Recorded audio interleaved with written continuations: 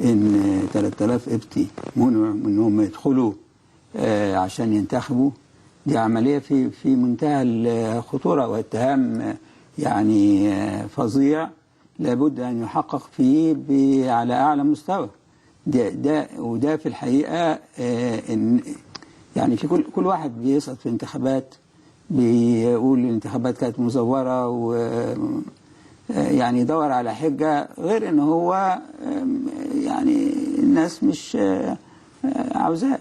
فإنما الحجج دي في خطر جدا، لأن دي هتثير فتنة طائفية. إذا كان المسلمين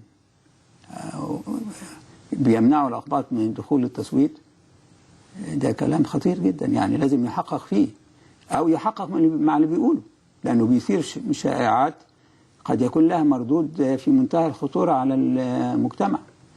فهذا الكلام لا يلقى يعني بدون بينة. أنا مش عارف الواحد يعرف إزاي من المسلم القبطي، يعني إزاي إن 3000 واحد يجوا عشان يدخلوا، فاللي واقف على الباب يعرف إن هم قبط، لأن شكل المسلم زي شكل القبطي. أنا لا أستطيع أن أفرق بين طبيب مسلم وطبيب قبطي في الشارع أو في المستشفى أو أي حاجة.